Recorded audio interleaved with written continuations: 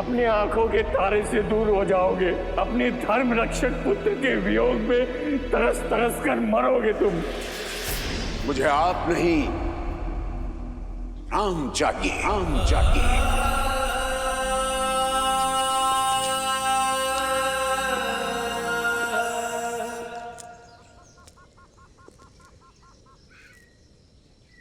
राम,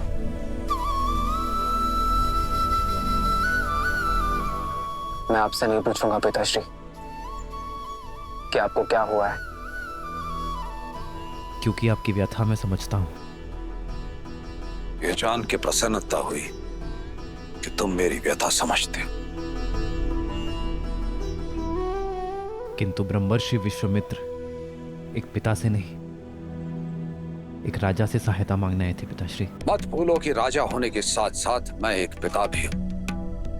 क्या राजा होने का यह अर्थ है कि मनुष्य अपने पिता होने की भावना को बिठा दे? क्या एक मनुष्य होना मेरा अपराध है? क्या मेरा पिता होना अपराध है? यदि तुम मेरे स्थान पर होते तो राजा बनते या पिता? मैं एक पिता का धर्म निभाता पिताश्री। अपने पुत्र को परीक्षा की आग में भेजता ताकि वो और सुदृढ़ होकर निकले। किंतु राम, तुम जिनसे युद्ध करने जा रहे हो वो राक्षस हैं। और जिनके लिए युद्ध कर रहे हैं वो ब्रह्मर्षि विश्वामित्र है पिताश्री। मैंने उनकी कथाएं सुनी है पिताश्री, जो एक राजा होकर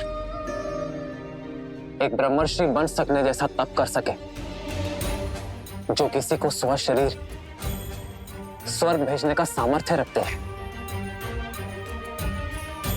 उनके साथ सुरक्षा का कैसा भय पिताश्री? जिनके पास असंख्य दिव्यास्त्र हैं, वो पूरा संसार छोड़कर यदि यहाँ आपके पुत्र को लेने आए हैं तो अवश्य ही कोई कारण होगा पिताश्री। यूं समझिए पिताश्री कि ब्रह्मर्षि विश्वामित्र को आपके पुत्र की नहीं, आपके पुत्र को ब्रह्मर्षि विश्वामित्र की आवश्यकता है। किंतु राम, तुमने भरत के जाने के उपरांत कहा था तुम मेरे साथ रहोगे। आपके साथ ही हूं मैं पिताश्री, क्योंकि मेरी दृष्टि में महाराज दशरथ धर्म और वचन का दूसरा नाम है और मैं उस नाम के साथ हूं।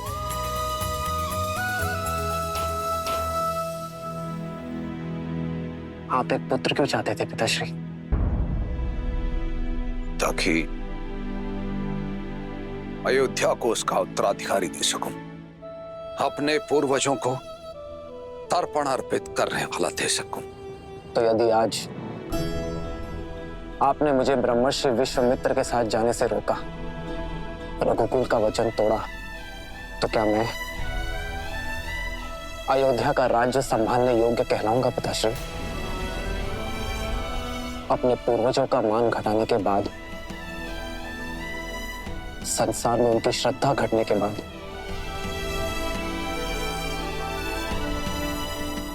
क्या मैं उनका श्राद्ध कर पाऊंगा पिताश्री? मैं आपका पुत्र हूं पिताश्री। मेरा धर्म है आपका आदेश मानना, पर आप रघुवंश के राजा हैं।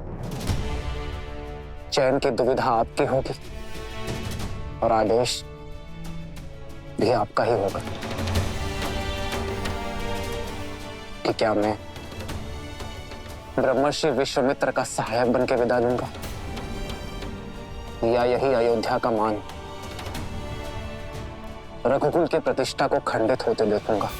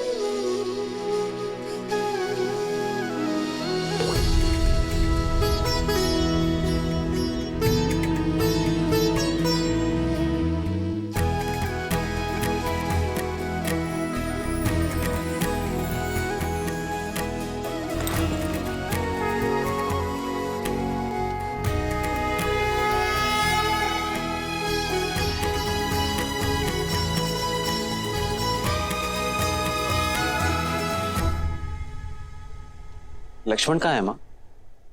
क्या वो अपने बड़े भाई को विदा करने नहीं आएगा? वो तुम्हारे लिए अस्त्र और शस्त्र लेने गया है पुत्र।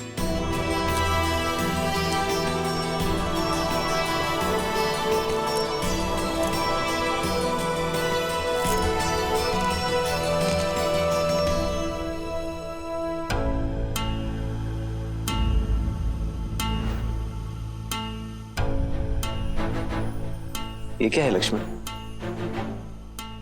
ये 2 धनुष? अब 2 योद्धा एक धनुष से कैसे लड़ेंगे भैया? 2? केवल मैं जा रहा हूं लक्ष्मण। क्यों भैया? आप पिताश्री के वचन का मान रखें और मैं अपनी माता सुमित्रा के उस वचन को भंग कर दूं कि मैं सदा आपकी परछाई बनकर रहूंगा।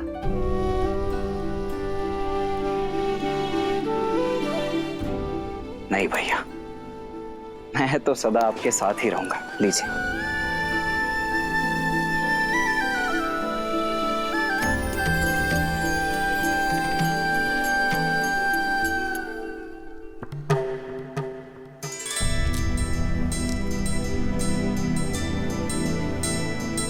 क्षमा करें गुरुदेव, मुझे ज्ञात है कि आपने पिताश्री से केवल भैया राम को ही मांगा है, किंतु मैं सबको बता दूं कि मेरे भैया राम और मैं, उनका अनुज लक्ष्मण एक दूसरे से भिन्न नहीं है। वो देह हैं तो मैं उनकी आत्मा हूं।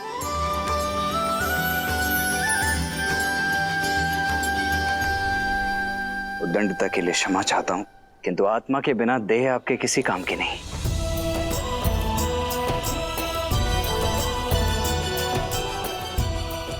आशा है आप और पिताश्री मुझे भैया राम के साथ जाने की अनुमति अवश्य प्रदान करेंगे।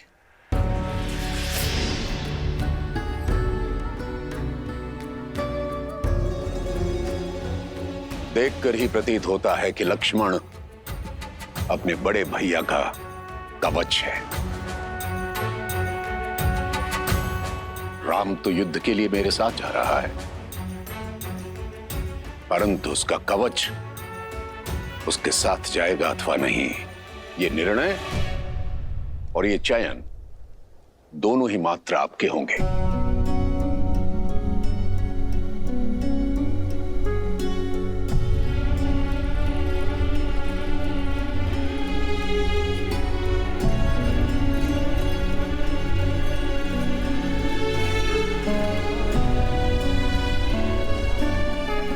ऋषि, मैं अपने दोनों पुत्र नहीं, अपने प्राण आपको सौंप रहा हूं। आज से आप ही इनके माता पिता हैं।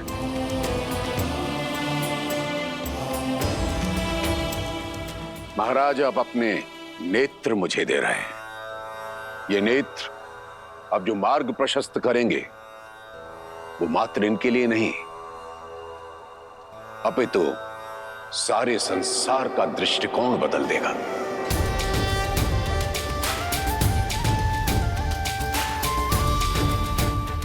आप निश्चिंत रहें, आपके दोनों बेटे मेरे साथ सुरक्षित रहेंगे।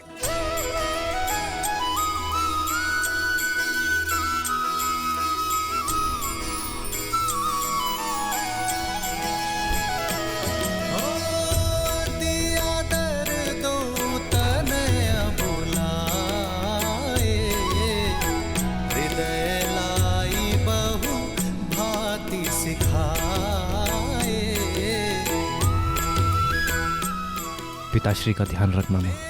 प्राणनाथ सुत दो, तुम मुनि पिता आन नहीं को।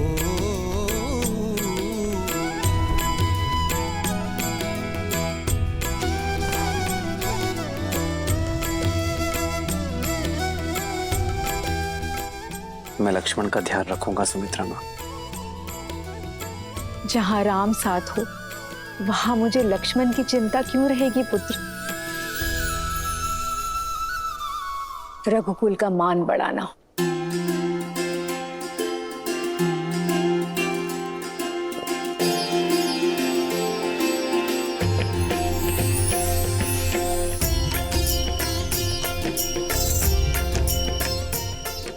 जय बाबा।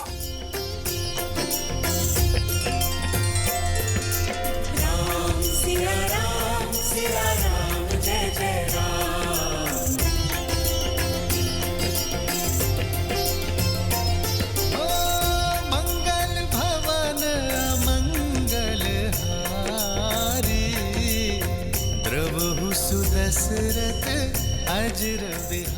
अपना ध्यान रखना पिताश्री।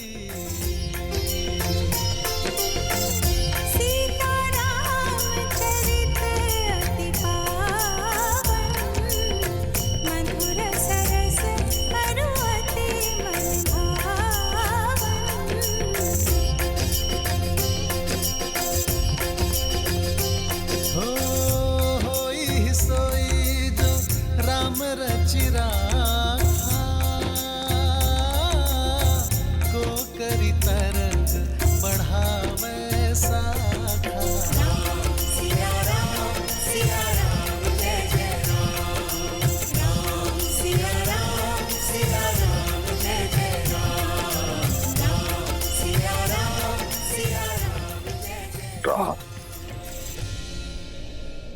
मैं तुम्हारी प्रतीक्षा करूंगा पुत्र। लौट के आना। हो रघुकुल रीत सदा चली आई, प्राण जाए पर वचन न जाई। राम सिया राम जय जय राम, राम सिया राम जय जय राम। नानाश्री और मामाश्री को उनके ज्येष्ठ भांजे का प्रणाम कहना भरत। आपसे दूर होने पर मेरा मन टूट रहा है भैया। भरत,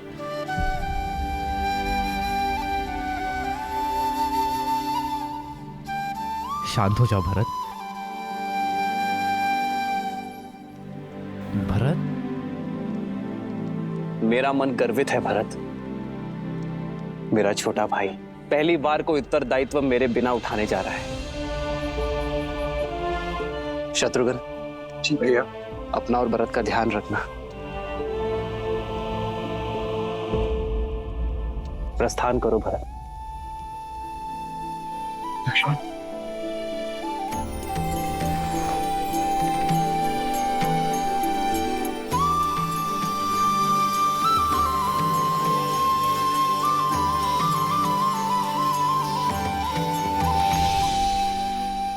प्रस्थान करो।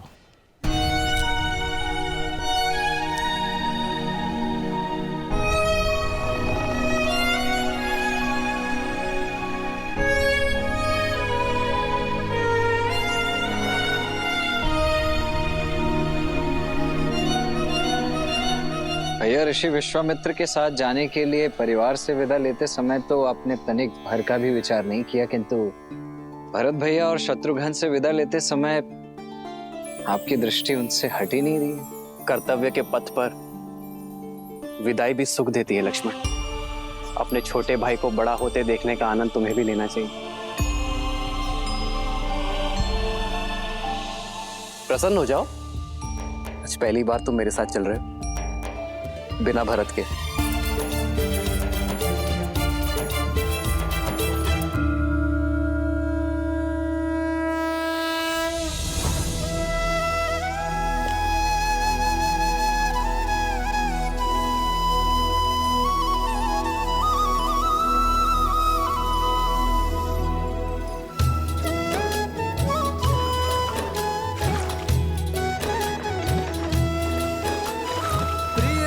से दूर होना भारी मन का द्वंद, पर बिछड़ न कर्तव्य के लिए एक वीर का आनंद।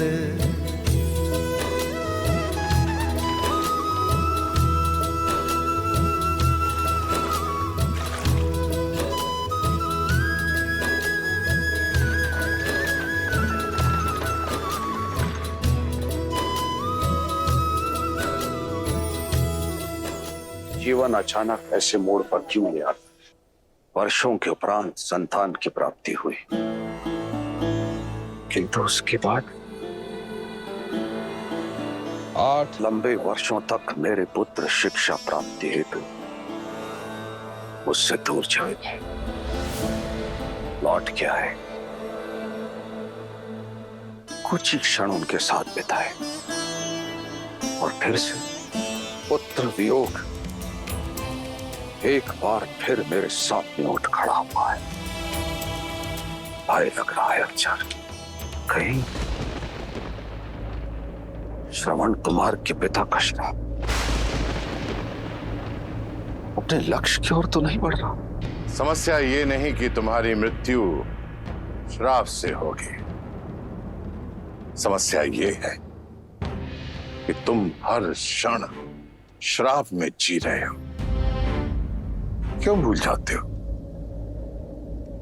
कि मृत्यु तुम्हारे हाथों में नहीं है, तुम्हारे हाथों में है जीवन।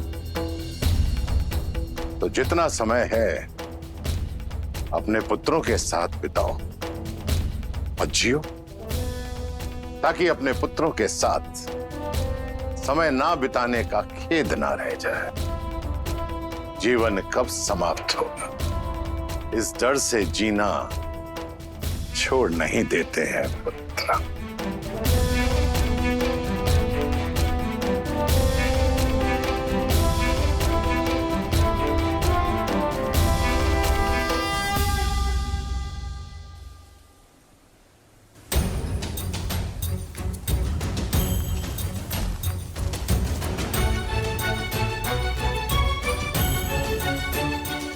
भैया भैया सुनिए ना, आपको ज्ञात है क्या हम जा कहाँ रहे हैं? तुम स्वयं पूछ लो उनसे। मैं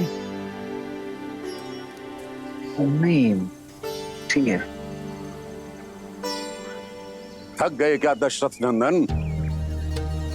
जी आचार्य, नहीं तो भैया चलिए ना, आइए।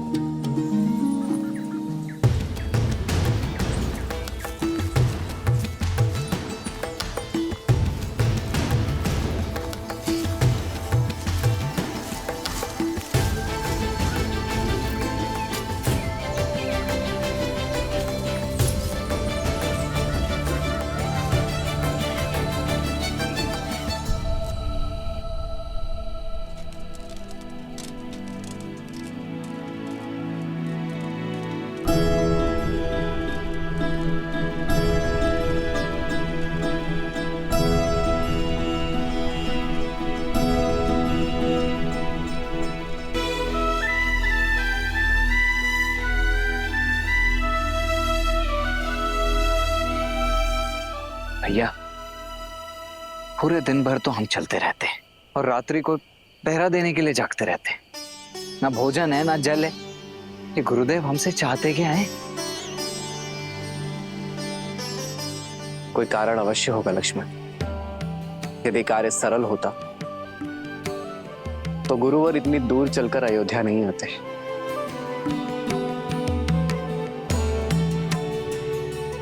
कठिन कार्य का मार्ग कठिन ही होता है। धीरज रखो। जी भाई।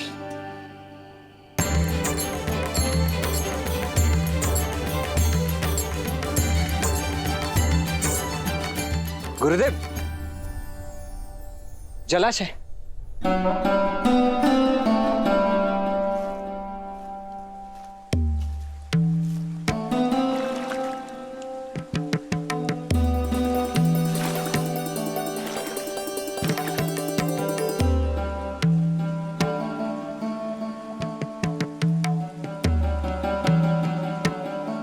जल पीने योग्य है।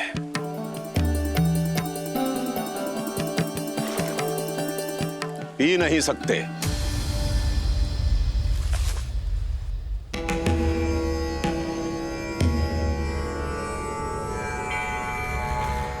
क्षमा कीजिए गुरुदेव, किंतु कारण क्या ये कोई परीक्षा है? परीक्षा और परिस्थिति बताकर नहीं आते लक्ष्मण। मैं तुम दोनों को जिस कार्य के लिए लेकर आया हूं वो कार्य बड़ा ही दुष्कर है। देखना चाहता हूं कि तुम इस कार्य को सिद्ध करने में सक्षम हो अथवा नहीं। असुरों के साथ युद्ध कई दिनों तक चल सकता है। यदि भूखे प्यासे रहकर उनसे लड़ने में सक्षम नहीं हो तो जल पियो और लौट जाओ।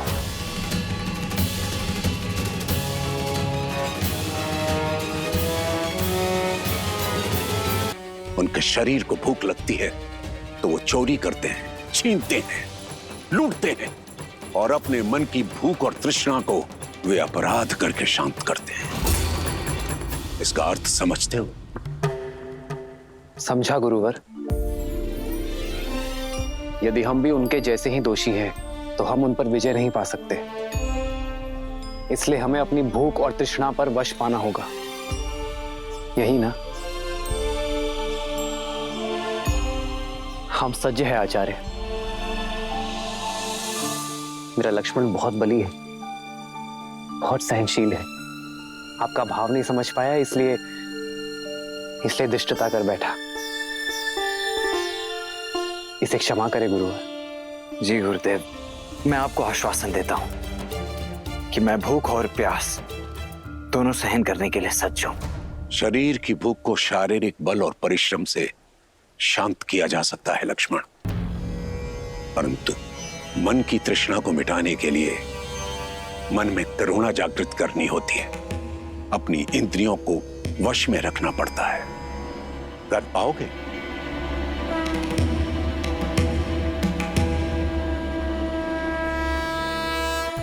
तो फिर चलते हैं। गंतव्य तक पहुंचने में और 4 दिन लगेंगे।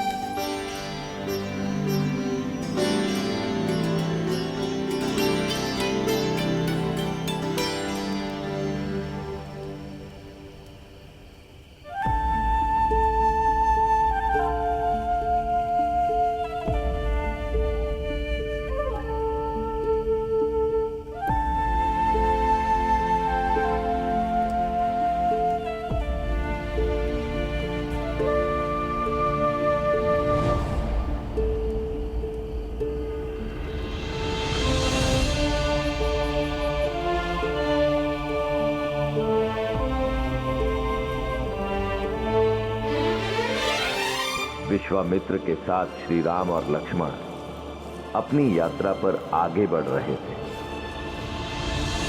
और मिथिला में समय सीता के स्वयंवर की ओर बढ़ रहा था।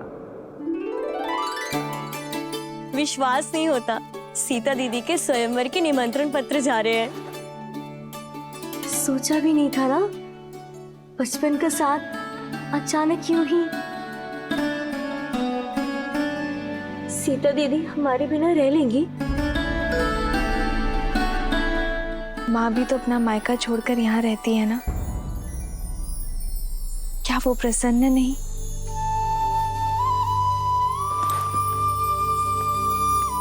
सीता दीदी चौपड़ खेले इस समय? जितना समय यहाँ पर हो खेल लो ना दीदी। जब ससुराल चले जाओगी तो हम 3 कैसे खेलेंगे?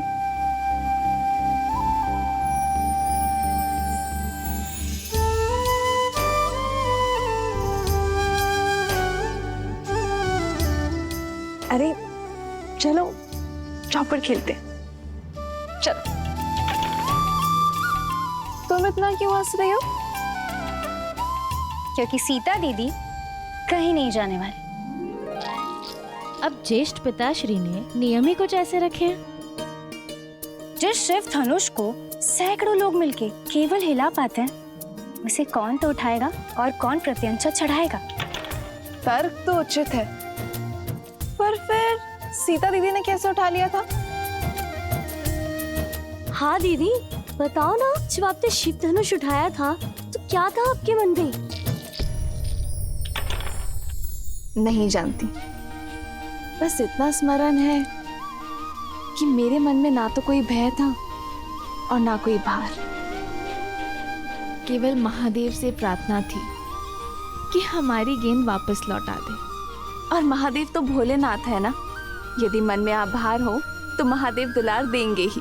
हाँ, और वो वर भी देंगे जो उनका धनुष उठा के आपको ब्याह ले जाएगा।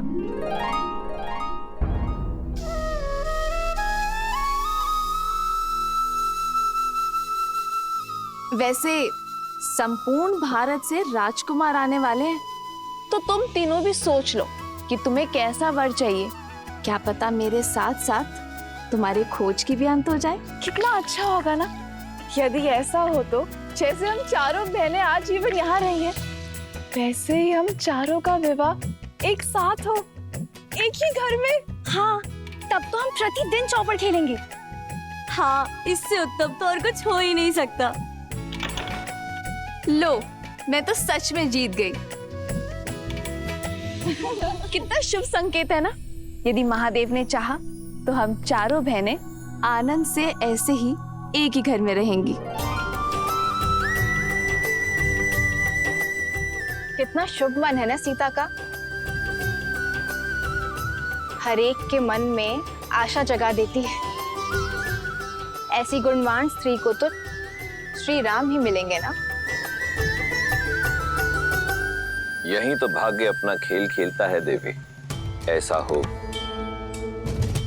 ये आवश्यक नहीं, क्योंकि एक और कन्या भी थी जिसकी सोच देवी सीता जैसी ही पवित्र थी, अत्यंत गुणी भी थी, परंतु उसके प्रारब्ध में कुछ और ही लिखा था। कौन? महान शिल्पकार मयासुर की पुत्री मंदोदरी।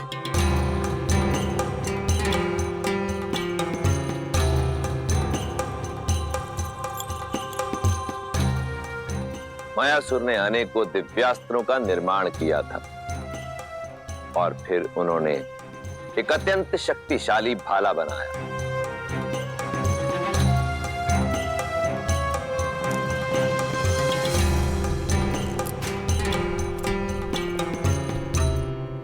बड़ा तेजवान और दृढ़ भाला बनाया है पिताश्री।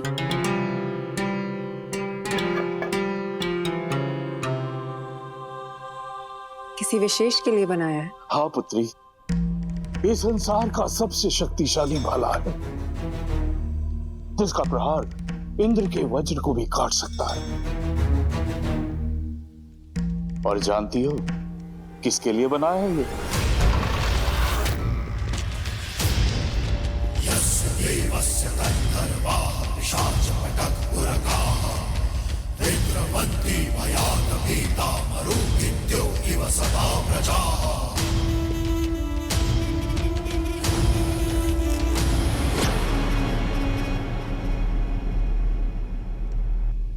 तुम, मैं, लंकेश, दशानन, रावण। मायासुर, सुना है कि तुम्हारे पास कुछ ऐसा है जो केवल मेरे योग्य है, तो लेने चलाया अद्भुत अस्त्र। ये अस्त्र मैं तुम्हें नहीं दे सकता दशानन। दशानन ये भाला लेने नहीं आए हैं पिताजी।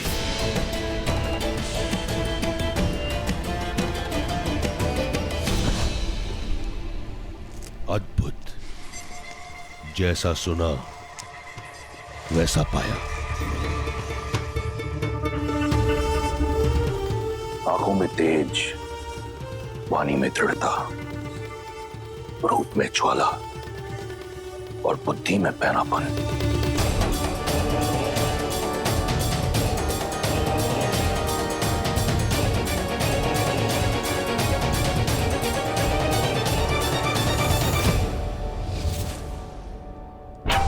तुम ही मुझे वो पुत्र दे सकती हो जो मेरा अधूरा स्वप्न पूरा करेगा,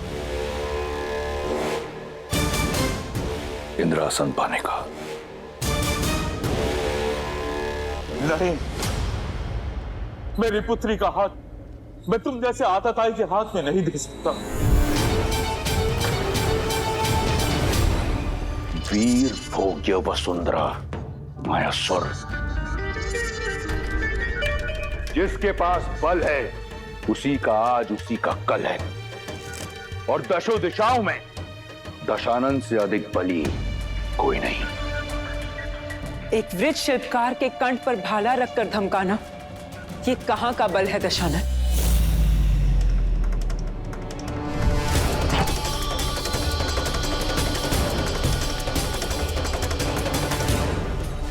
भय नहीं लगता तुम्हें रावण के समक्ष ये सुर साटते हुए?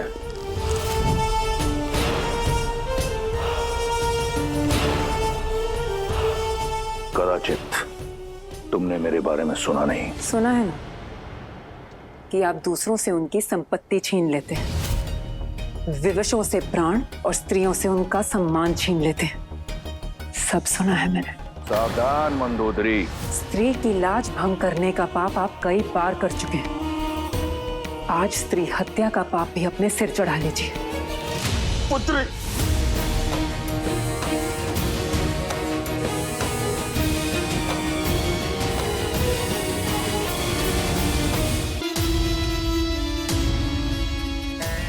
प्राण नहीं लूंगा तुम्हारे। सुंदर स्त्रियों के प्राण नहीं लेते, उनके लिए प्राण न्यौछावर किए जाते हैं। मायासुर, तुम्हारी पुत्री मेरी हुई,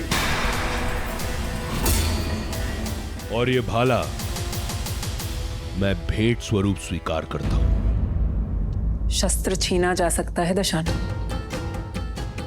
पर साथ मांगा जाता है। समान नहीं हूं मैं, सम्मान से एक सज्जन बनकर मेरे पिताश्री से मेरा हाथ मांगिए।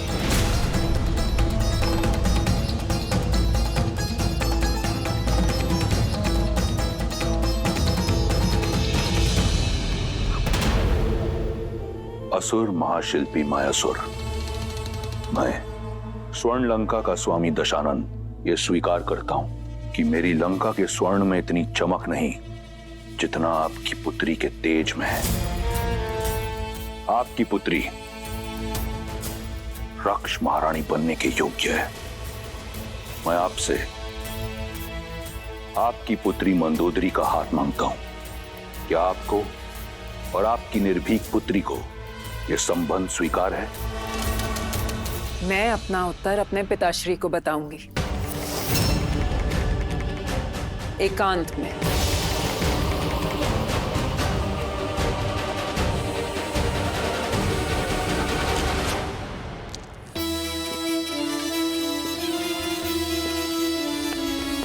पिताश्री, पिताश्री, उठिए, उठिए। पिताश्री।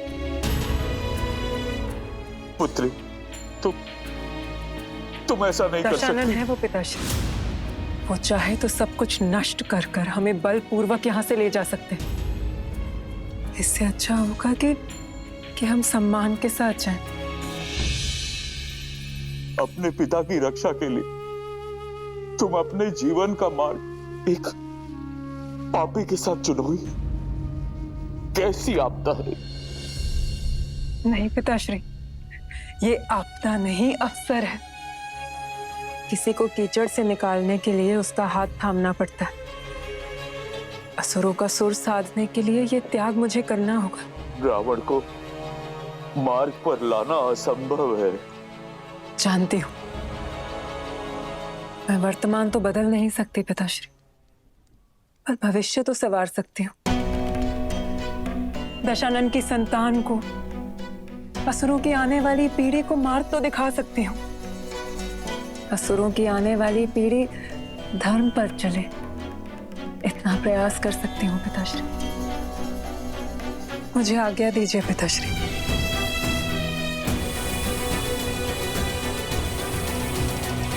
रावण और मंदोदरी का विवाह हुआ, जहां एक और मंदोदरी ने अपनी आहुति दी असुरों के भविष्य के लिए, वहीं दूसरी ओर रावण एक शक्तिशाली शस्त्र पाना चाहता था। रावण को पूर्ण विश्वास था कि उसके तेज और मंदोदरी की पवित्रता का संगम उसे एक बलशाली पुत्र देगा, जो उस इंद्रासन को जीत सकेगा जिसे पाने में उसका भाई कुंभकर्ण चूक गया था। कोई भी ग्रह अपने उचित स्थान पर नहीं, परंतु मेरा पुत्र अजयी और अमर होगा। जो मैं तप से ना पा सका, मेरा पुत्र भाग्य से पाएगा। जो भी ग्रह नक्षत्र की स्थिति प्रतिकूल है, उन्हें अनुकूल होना होगा।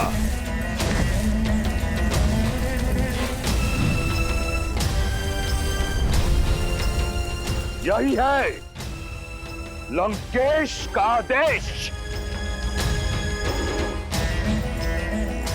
सूर्यदेव पहला घर,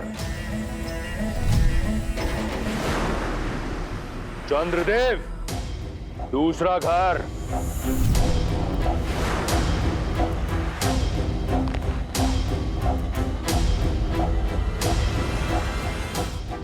रावण ने अपने बल और भय के प्रताप से सभी ग्रहों को अपने पुत्र की कुंडली में अनुकूल परिस्थिति में आने के लिए विवश कर दिया। शनिदेव सातवां घर,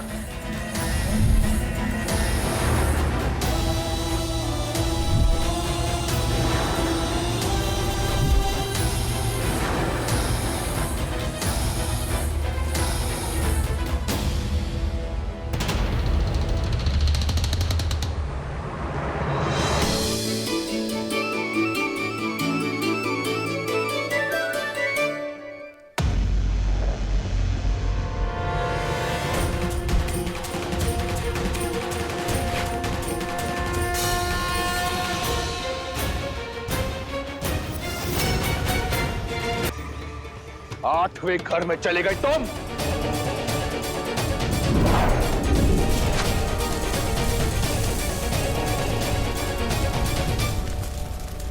तुम अपने बल से, अपनी हट से नियति के लेख को नहीं बदल सकते रावण। तुम्हारे पुत्र की कुंडली पर और तुम पर मेरी दृष्टि पड़ चुकी है रावण। मूर्ख, कदाचित अपनी कुंडली जांच कर नहीं आए तुम आज।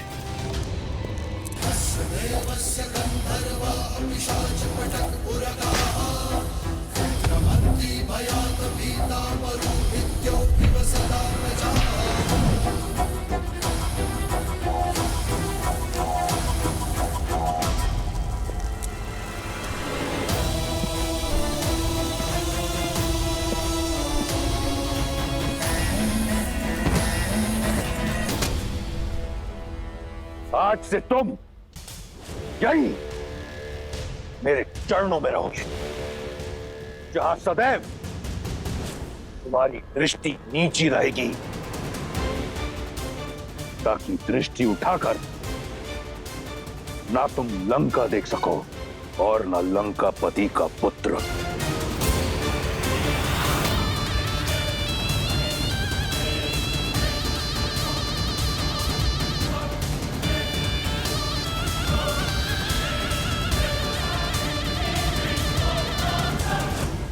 अर्थात रावण ने सदा के लिए शनि को बंदी बना लिया। भ्रम था उसका। क्योंकि इस बार रावण का सामना